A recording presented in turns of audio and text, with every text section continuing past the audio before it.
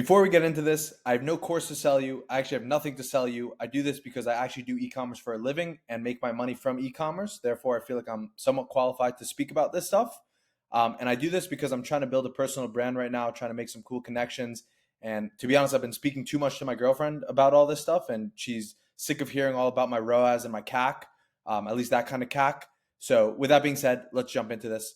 So here's my Hyros dashboard. If you guys don't know what Hyros is, it's pretty much just a data and attribution tool for tracking all of our numbers across different paid advertising channels. So as you can see, this is last month, December. We did close to 3.2 million just on this. We also did another 500,000 from Amazon. So decent numbers there. Let's go into actually one of the stores. So this is one of our Shopify stores. As you can see over here, we did close to 1.5 million. Let me go ahead and refresh the screen. Okay, 1.5 million over there. And then let's go into one more store. And as you can see, this one did close to 1.7 million. Again, let me go ahead and refresh it just to show that everything is real. And boom. Okay, now that the numbers flexing is out of the way, let's go ahead and jump into this. I'm going to take the non-traditional guru path though, and give you guys everything away completely for free with absolutely nothing to sell you. So let's jump into this. This is the exact 8-step process I use to go from $0 to $1 million plus per month on repeat with Meta ads. So what I want to break down for you guys is really the process from A to Z of how I look at it when I'm launching a product to then taking that product to initial scale, to then rapid scale, to then above $1 million plus per month. The reason why I feel like I'm qualified to speak about this, when I'm saying on repeat, is because I've done this, as you just saw, there's 2 stores actively that are above $1 million a month, but I've done this on over 5 different stores that I've built from scratch, from complete zero to above $1 million a month. 2 of those stores I've got to run rates of above 3 to 4 million. So in combined, we've taken some stores to above 6 million between multiple products. So that's why I feel like I have, the full scope of from starting point to getting it to above 1 million and then going from 1 million and beyond. So, this will be for really whatever level you're at. So if you're just getting started, that's the best because you're going to be, understanding the framework. Now, if you're at 5 to 6 figures a month, honestly, even better for you because now you're going to see exactly how to scale from beyond that. And if you're already at 7 figures a month, this should be still helpful for you because, again, I've scaled stores up to 6 million a month. So, all of this still applies. So let's go ahead and jump into everything. So before going in, let's go into the actual 8 steps that I want to break down for you guys, which is 1, your product choice, 2, the offer, 3, your funnel, 4, creatives, 5, AOV, your average order value, 6, LTV, the lifetime value of each customer, 7, your Facebook media buying strategy, and then 8, the advertising ecosystem. So let's go ahead and jump into each one. So, if you're just getting started, this is, a pretty important point. And even if you have a store, this is also super important, even if you're scaling, because a lot of times scale can actually be capped by your TAM. Your TAM is your total addressable market. So whenever I'm picking a product, I'm very strategic with making sure that whatever product I pick, it's in a huge market. So think, the beauty industry, health industry, something that can be, has the massive scale and has the customer base already there. And it's just up for me to figure out what angles can I approach that market from. And we'll break that down when we go into the marketing strategy. But that's how I'm looking at it is I want to be in the biggest and most competitive markets because if it's big and competitive, it means that there are active customers there. And it means that, I just have to figure out how to get my slice of the pie. So that eliminates the question when picking a product of, does this product work? That is not a question anymore because you're picking products that are already proven to work. It's just a matter of, can you make it work? So that's where I want to compete because I want to compete on marketing and bringing more value to that product. So that's the first and most important thing I'm looking at when I'm trying to find the product. Now, the way that I then actually narrow down and try to find, the product that I'm going to try to sell. So one of the first places I'll look is TikTok. So I'll try to see how much virality is there around this product? Is this something that is trending or recently was trending? Nowadays with TikTok Shop, I really like to find products that have active TikTok Shop listings because what that means is that there's an influx of content that will continuously be coming in from that product because if it's doing well on TikTok Shop, it means a bunch of creators are going to be hopping on that product, which initially when you want to test and validate, we'll call it borrow some of that content to, see if some angles work. I don't recommend that, and I'm not giving you the advice to do it, but it is something you could do, or at least, record and emulate some stuff that are going viral. So get your own content to do it. So early on, finding things that are trending on TikTok is a really good way to narrow down some good products. Now, I'll then cross-reference that if I see something that's doing really well on TikTok.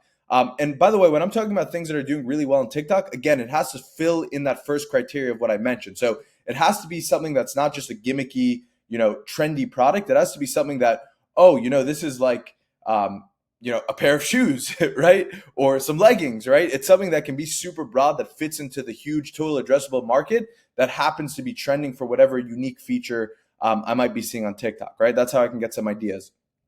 Number 2 is the high search volume. So I always want to cross-reference it to see that there's a lot of search volume happening for that product or that category of products on Google. That shows me that there's demand. And usually I look at a tool called Keywords Everywhere that can show you the trends of demand as well. So if I see that there's an uprise in that trend, then I want to get that trend before it, completely blows up. But I want to make sure that there's at least, a few 100,000 in search volume when I'm doing that research to validate it. Now, the next thing is I want to make sure that there's active competitors on the platform I'm going to be advertising on. So Facebook is going to be the platform. So, for me at my stage, I would prefer that there's no competitors. But if I'm early on and I haven't scaled to these numbers, and I want to make sure that there are competitors, because that gives me a reference that there's life on the platform I'm trying to advertise on. The reason why for me, I don't want it is because the less competition, the better at this point. But early on, competition is a good sign because it means there's life. So if there's competition, you can look at it like it means there's a well of water. That water you can now take to drink from, and it's clean water because other people are utilizing it. So that's the analogy I would use for, referencing stuff. Now, to do this, it's super simple. You can use the Facebook ads library. Look for people that have active ads on the ads library, like ideally at least 70 plus active ads. And beyond that is, they're scaling pretty well. So make sure there's, 1 to 3 competitors that are doing pretty well. Now, the next part is that it has to solve an actual problem. So when I'm looking for a product, I'm not just picking, again, gimmicky products. I want to make sure that there's a severe problem and a lot of different problems it can solve. I like the analogy that I don't really look for winning products. I'm more so looking for winning problems. So when I'm trying to do all the research I just mentioned, I'm trying to see how severe is this problem? How intense can this problem be? What can I do from a marketing standpoint to amplify this problem? And that's, one of the key things that I'm looking at. The next thing from an actual unit economic standpoint is I want to make sure that the product can have super high margins. I'm talking about 5 to 10x markup. So for example, if the product cost me $10 to produce, then I want to be able to sell it for at least $50 to $100. And let's say $10 with shipping, right? So I'm looking for both cost of goods plus shipping. I want to be able to get a 5 to 10x markup, which is huge. But the truth is, in today's day and age, you need to have the margins to be able to scale super aggressive on Facebook. It just makes it infinitely easier. And I'll touch more on this with the offer standpoint. Now, the next part is, I'm looking at, can this bundle well? So is it a product that makes sense for consumers to buy more of?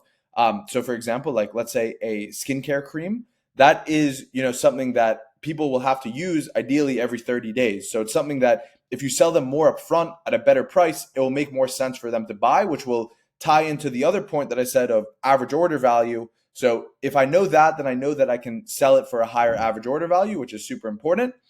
Or the other thing is, can it just be a higher ticket product? Can it be something that I can sell for $100 plus? Because then the AOV is baked into the initial product. So it has to kind of fall into one of those for me to go and then try to sell it. And then, one other point is just that there's easy cross-sell opportunities because some products are a little bit harder to sell or pair with other products, which makes the AOV, the average order value process, which again, I'll touch on in a little bit in this video, it will make that process a little bit more difficult. So when I'm looking at the initial product, I want to see, okay, what's the route for me selling other products around this and creating a product ecosystem? And then also, in this market, in this brand, in this niche, are there going to be other front-end products I can eventually launch as well? So those are the main things I'm looking at when I have my product. Now, if you get all of that checked off, then we go into the offer part of this. So the offer is pretty much how you're going to now present this product. So the product is one thing. And again, if you're doing everything I just said, then you're going into a pretty competitive niche. And the first way that you can differentiate yourself from everyone else that's selling that same exact product and, just competing on price is the value that you can provide in the offer, because you never want to be in a position where all your value is just based on where you price the product, because that's a race to the bottom. You need to be in a place where you can maximize the value that you're presenting to your customers. So the way that I look at offer is, there's two layers is how I look at it. So the first layer is the thing that not as many people talk about, which is where actually all the value comes, which is either bundling your product. So it's what I mentioned before. So it's like, does it have logical bundles? And if you do bundle it, then can you package it in a way that, if they buy 2 units, they get a better discount. If they buy 3 units, they get a better discount. That's something that is very enticing to people. And then the other part is giving free gifts away with your product. Now, I want to do things that make logical sense with the product that we're providing. So if the offer, if there's different gifts, and, I'll pull up an example over here. So Rise Superfood Coffee does this really well. Let's go over here. So, if we look at them, you can see how many free gifts are they giving you away when you buy their product. So you're buying this, but you're getting this whole thing in return for buying the product. Now that's, a lot of value when you're looking at this overall product, right? So it just makes it a lot easier to go in and decide to buy it. It makes it kind of a no-brainer. And, the cliche thing, that Alex Hormozy always says is, when I'm thinking about offer is I want to put together an offer that if customers don't take it, they'll feel stupid saying no. And that's really, it's as simple as that. It's just thinking about what can I give away for free? How can I position the pricing? How can I, position this overall offer that when they buy this, they get X, Y, and Z, so that it just feels like they have to take it. And now what the strategic thing behind all of that is that you're going to try to find things, for example, let's go back to Rise over here, where you can see a lot of these products are digital. So what that means is all they have to do is pay for it one time to get it produced, and then they can give that away for free. For me, it's a lot of value between what I'm getting, but for them, it's very low cost. And the other things like a spoon, that probably costs them 10 cents to provide. But you want to find things that are perceived high value, but cost you little to no money to actually make. So that's how I'm looking at it when I'm going into the gifts route. But again, bundles, gifts, ideally both. And then the second layer of all of this is then, the things that everyone else does. And the reason why I call it the second layer is because these are crucial, and I think they're mostly needed. You can get away without doing discounts sometimes, but I wouldn't recommend it.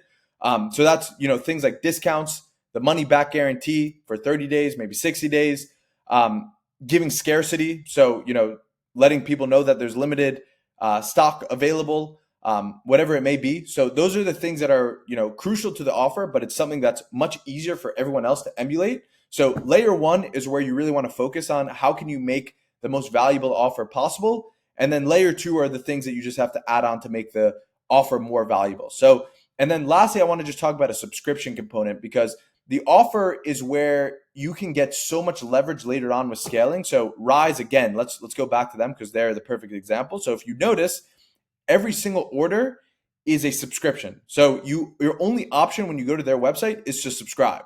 So they've presented their offer in such a valuable way where you're getting all these free gifts that it just makes sense for you to subscribe. Now, there's a lot of different ways and avenues to go about this. You don't have to make it that everyone has to subscribe. This is an extreme example. But if you can get subscriptions on that front end offer, that's going to pay you major dividends later on and really help. When I get to the advertising ecosystem, I'll touch on this a bit more, but really help you with scale later on. So, just to review these two things, your product is a selection of where the market you're going to go into, the problems you're going to try to solve. And then the offer is how you're now going to go from competing on price of your product to actually competing on value.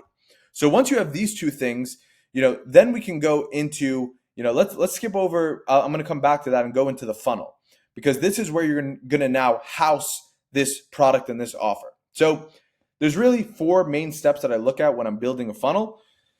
There's the pre-lander page. So this can be an advertorial or a listicle or a quiz. Doesn't really matter. This is what you send people to initially, but before they get to the actual traditional product page. So traditional product page being like what I just showed you with Rise.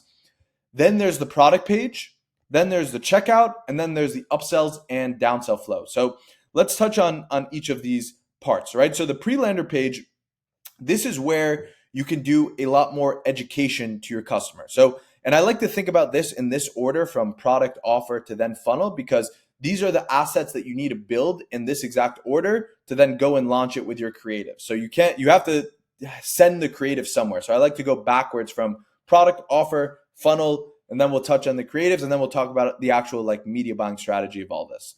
So from a funnel perspective, as I'm saying with the pre-lander page, this is where you can do a lot more selling, a lot more persuading, and every product that I've scaled to 1 million plus per month has utilized a pre-lander. Now, there's people that aren't utilizing pre-landers, and it can work depending on the product, depending on the price point. But if you're using the strategy that I'm using, I think that having a pre-lander page, an advertorial page ideally, can help a lot with the persuasion and the selling aspect of your product. Now, the second point is the product page. So, this can be as simple or as complex as you want it to be. If this pre-lander page does its job to sell it, then this page can be a lot more simple. If you keep this one a lot, less detailed, then you might want to put more information on your product page. It's kind of finding the balance between the two of them. Really, whatever market you go into, just study your competitors, see how they're listing out their funnels. The people that are at the highest level of scale, I'm almost 90% sure that they're going to be using some form of a pre-lander. So, especially if you go into the health niche. So if you just really study what you're seeing other people utilize, and that should really give you a reference point of, what way you can go about setting up, especially initially. And if you're, just using a product page, but already doing decent scale, then again, look at some references of other people using pre-landers. Doesn't even have to be in your niche. You can look at some other niches. But these two parts are, pretty self-explanatory aside for that. Then, the checkout process and upsell, downsell process, I recommend, depending on the niche again, like it's not, I think it all depends on who your customer base is going to be. So if you're selling towards an older demographic, which a lot of the top products on Facebook are geared towards older demographics, then I recommend you use a direct response marketing funnel. There's tools like Funnelish, ClickFunnels, a lot of those basic tools that you've probably seen, that those tools allow you to customize the whole backend process. And what this will be huge for is AOV, because if you create a process where on the checkout, you can maximize the bundles, like I mentioned before. Now, assuming that makes sense with your product, you can then offer something. Let me actually go ahead and pull up a reference. I got a reference. Let's go ahead and go through it. So over here, this would be the advertorial, right? Let me walk you through each step of what I'm talking about. So this is an advertorial, for example. So this would be the pre-lander page, right? So you come from here, it's a whole, breakdown of everything. You come from here and then click over here to check availability. Now you go to the product page. So this over here, this is the page that they're utilizing. This is a really good direct response product page example. Now from here, this is where you go to the checkout. And this is where things get really interesting when you use this style of a funnel. So as you can see, the checkout, it's not like a traditional Shopify checkout. First off, they also have the subscribe and save aspect. So, that's the offer component. And the way that they're presenting their offer is they're giving you different bundle options that make sense, right? So what's cool about this style is, as you can see over here, it's if I were to buy 4 pouches, I would have to pay $9.43. But if I buy 16 pouches, I'm only paying $6.60. And the way that this is now presented to me makes it feel, just super logical that I'd buy this, because I probably need a lot more pouches. I would have to spread it around my house. I think this is like a bug killing pouch, or, maybe rodent. I'm not sure exactly. But, you get the point. It's like there's a use case why I would need more pouches. And this is giving me the offer and the option to be able to buy more and save a lot more. But in reality, if I pay for this amount, I don't want to do math in public over here, but $6.60 times 16, I'm not going to do the mental math on that, but, we're talking about over, $100 on that, I think. No, almost $100. So, that's compared to this, which is, more like $40. So you don't even realize it when it's presented like this. And then, the price just seems like it's much better off for you to actually go through with it. Now, the other part I can't show you, which is the upsell and downsell sequence. And what's cool when you use these types of funnels is that you can have an endless amount of upsells and downsells. So, most people I see will probably utilize like 4 to 5, but each offer can probably get you around the 20% take rate. So you can imagine that the more offers that you show at 20% take rates, the more that you can actually increase the average order value. So that goes into the 2 points over here, which is AOV maxing and LTV maxing. So this part here, this flow, the advertorial and the product page, this is going to be how you're going to optimize your conversion rate. So as long as you're keeping good data points on all of these and you can track it, you can track what's the click-through rate from your pre-lander page to your product page, what's the actual, conversion rate from your product page to the checkout, and then, look at some stuff on the upsell side. This is how you're going to be able to optimize your conversion rate, because if you see that this is lower than you want it, then you're going to run a split test. You're going to do some CRO. You're going to keep on optimizing this aspect so that this can convert. And then for the AOV maxing aspect of this, there's really, I made a whole thread on this on Twitter, so I'm not going to go so deep into it, but there's 5 different things. So there's the price, the offer, the slide cart, the checkout, and the upsells and downsells. So price point, that's a lever where you can increase your price, test different prices. And with each price, you can, automatically make your average order value go higher. The offer, so it's what I already explained before, but it's testing, different bundles, different ways to present the offer that allows you to justify a higher price. Slide cart, so this depends. If you use Shopify, then slide cart would be where you would do this. If you're not using it, then in your checkout, you could probably add a one-click, add-on or something along those lines. This is just things that you can add people that make logical sense with the product that they just offered to buy in unison. So again, what I said earlier when I was talking about the offer component of it is you want products that can logically be sold with that first product. The checkout, that's what I just mentioned there. And then upsells and downsells, these are just individual offer pages that you can offer to people as they go. And all of this, if you really focus on these aspects, we'll be able to do 80% of the lift of boosting up your average order value and getting it to be as high as possible. And really the philosophy here is you just want your average order, you want to maximize the amount that each customer spends when they land on your funnel.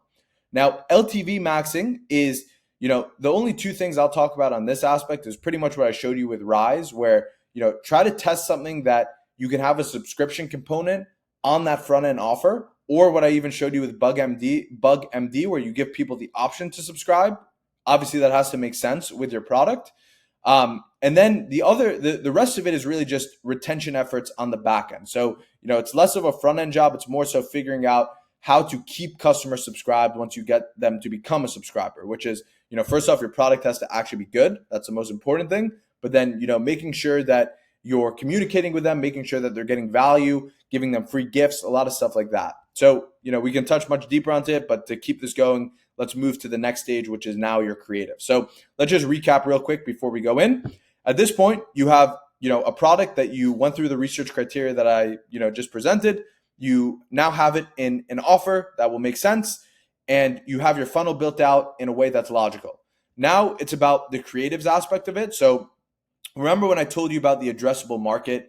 And again, I have a whole video on this. You can check it out on my channel. So I'm not going to go so deep into it, but I'll just, go on the most important points for the sake of this video. The most important points here is that what you have when you go into a huge total addressable market is there's a lot of subsectors of that market that you could hit. So your job with your creatives at a high level strategy is to find specific problems, because you don't want to touch on all the problems. Now you have to go more specific and find different angles that you can approach. So the example I use in the other video is, let's say you're selling foot insoles, right? Foot insoles theoretically could be sold to every single person because it's, everyone has feet, right? So most people have feet, we should say. But you could sell that to just about anyone. So what you have to do is then narrow down, what kind of people do I want to sell it to? So angle 1, it could be nurses that have foot pain. Angle number 2 could be, nurses that have back pain. Angle number 3 can be, athletes that have foot pain, right? So you can keep on looking at different angles and ways to break it down. Again, I break this down fully in another video, so I won't touch too much on it. But the point here is that the creatives is now where you start to find different sectors of the market and different pockets of the total addressable market to advertise to them. And this is, the most important part. Probably 60 to 70% of all your scale just comes from this sector of getting the creatives right. So again, I'll link the video down below so you can go into this strategy and go a lot deeper. But just to touch on a few points here, your product and offer is the solution. That's how you should think about it. So everything I went over before, those parts are, that's the solution. That now the creatives are, how are you going to portray the problem to lead them to the solution? Each angle, is a problem plus persona. The way I identify angles, and I talk about this in the other video, is angle equals, what problem are you solving and what persona are you solving that problem for? Each angle has different stages of awareness. So that's something to touch on, is just, within each angle, there can be unaware, most aware, problem aware. So there's a lot of different stages within that. I'll leave that for the other video to go into. And yeah, I'll leave most of this for the other video. I don't want to touch too deep into it. But with that all being said, let's move into how everything starts to come together. So again, let's look at this from, let's zoom out over here so we understand everything. So first off, you pick a product that is in a huge total addressable market that solves a real problem, and all the other points that I mentioned. You now have a way to present that offer. That offer then gets plugged into this type of funnel where you have an advertorial, you have the product page, you have the checkout, you have the full upsell sequence of everything. And now you start making different creatives that go into different pockets of that total addressable market and hit different pockets of the audience. Now we'll talk about the actual Facebook strategy, which is the most simple part of this whole thing.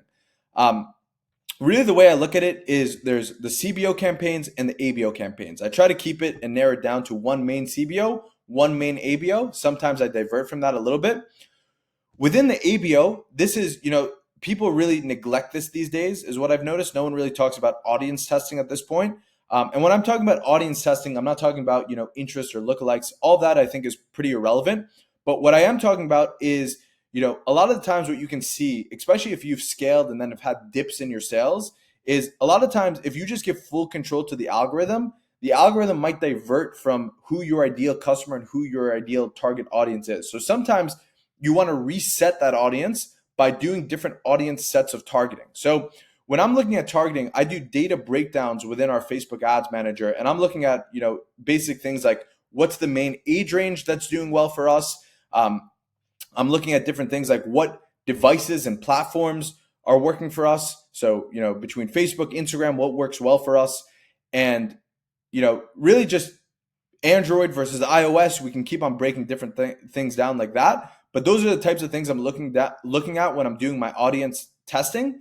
And, based on previous times when we've had our best growth periods, I'm looking at what was that ideal customer demographic like, and what are we advertising towards today?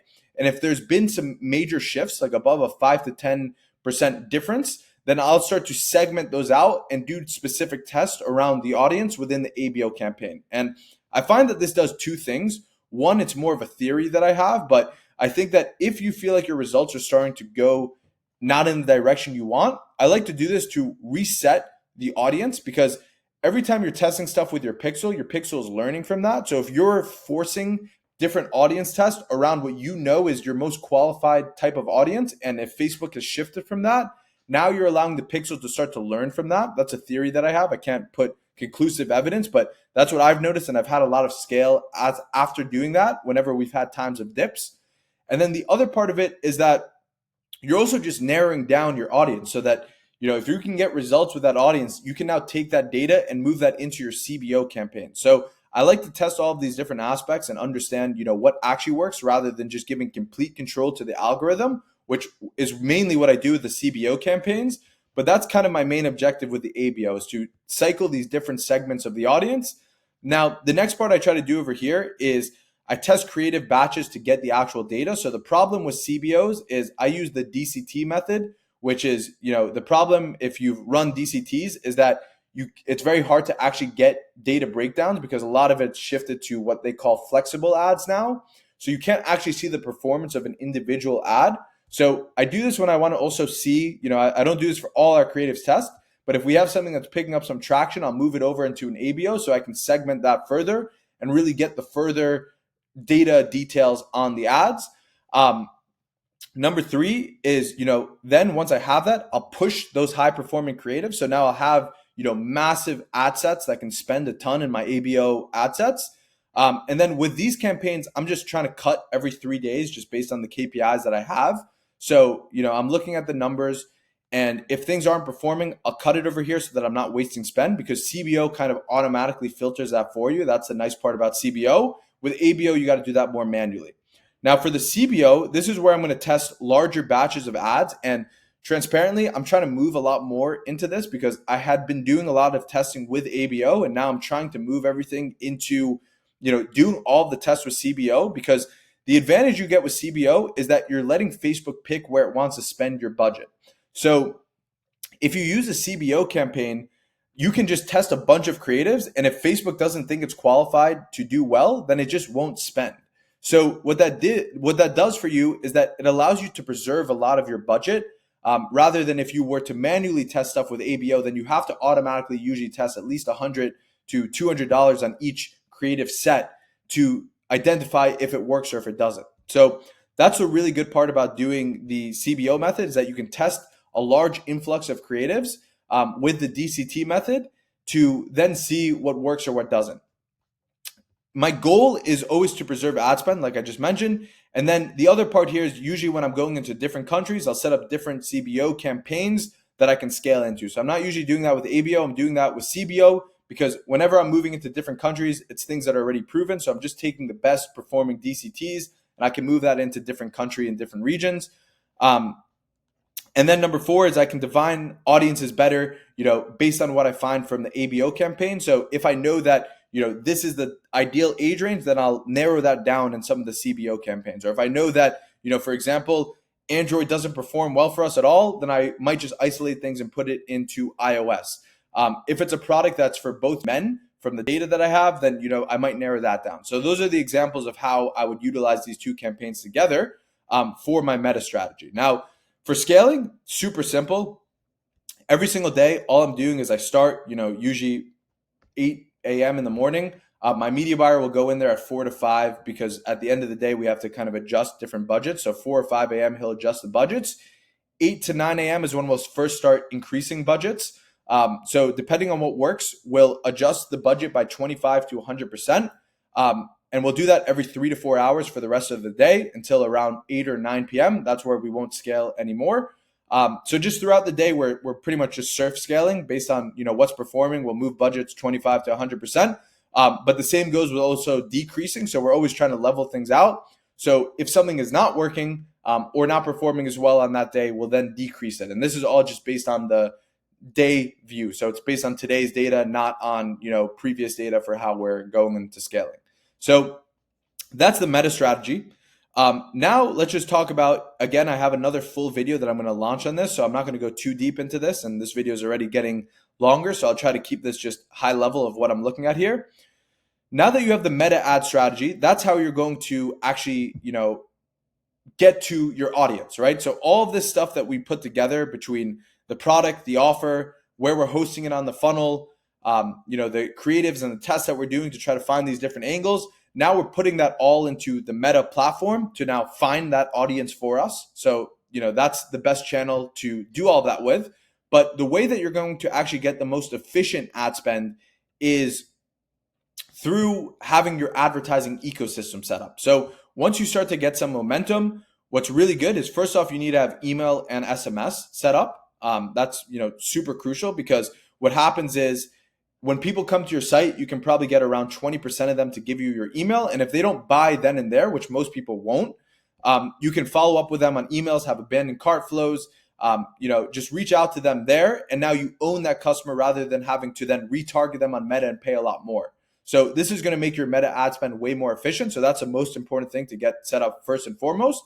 But once you have these two set up, then it's about setting up this ecosystem where with Amazon and brand search, what will happen is Amazon, if your product is actually a good product and you have a good listing there, Amazon can do 30% of whatever revenue you do on Facebook.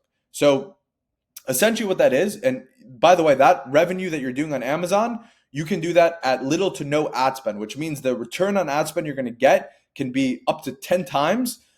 You can get a 10x from this Amazon revenue, and it will mirror whatever you're doing on Meta, which is super powerful because let's say your target ROAS is a 2 with Meta.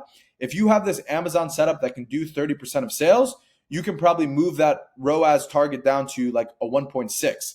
And then brand search, it's the same concept as what I'm saying there, but it's a little bit less of a percent. So maybe like 5 to 10%, but let's say, it's 10%. Now between these two, you're recouping 40% of the sales at like 5 to 10 ROAS compared to whatever ROAS your target is on Meta. So what that lets you do is now if your target was a 2, you can bring it all the way down to a 1.5, which will let you spend exponentially more because you can, and all of this happens on day one. So when you have this whole ecosystem set up, what happens is you're still profitable on day one, but now you can start to advertise at, like a 1.3, 1.5 instead of that 2 if that was your target. That's just for example, right? So that's how this all comes together. So just to wrap up on everything here, because I want to narrow down this video. I know it's been a lot longer.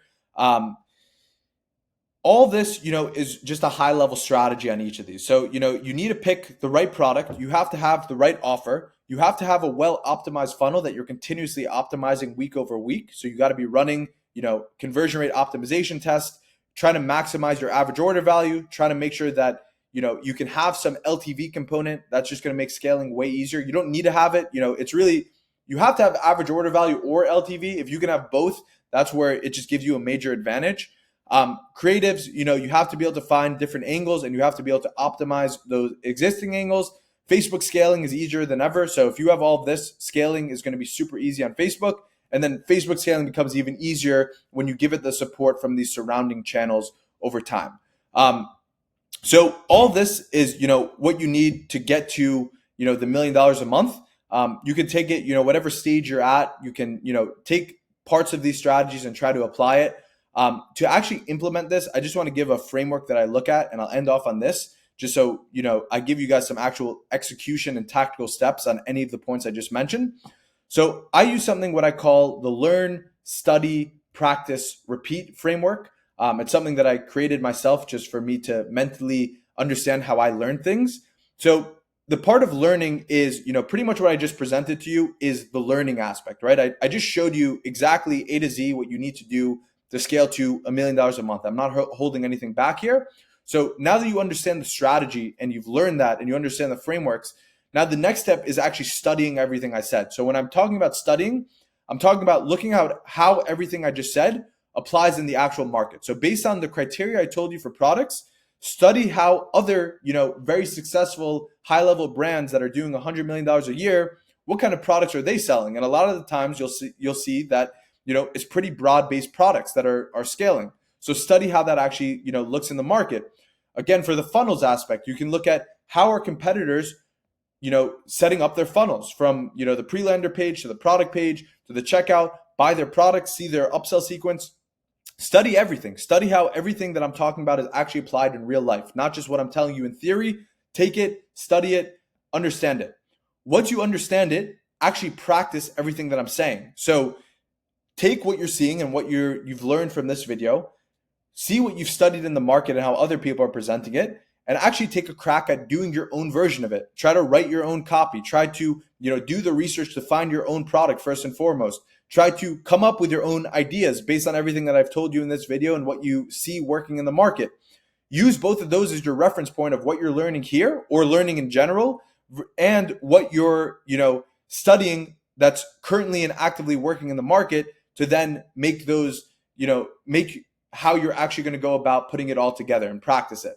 Once you practice, it's then about getting the data flywheel. So understanding what worked, what didn't work, taking that data to then repeat the process. So the repeat starts with now you can learn from your own data. So you learn from what worked and what didn't work.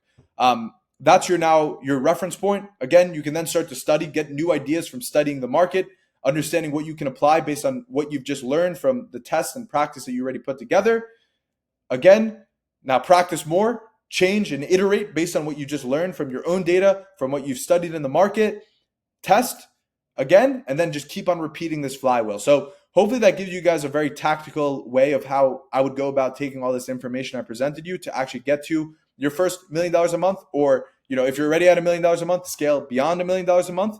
So I know this was a lot. I know this was high level strategy, but hopefully this was super helpful. And if you guys have any questions, Please comment below. Let me know what you guys want to see next in the video. I can go deeper into any of these points I just discussed. So let me know what would be interesting. Thanks for watching, guys, and be good.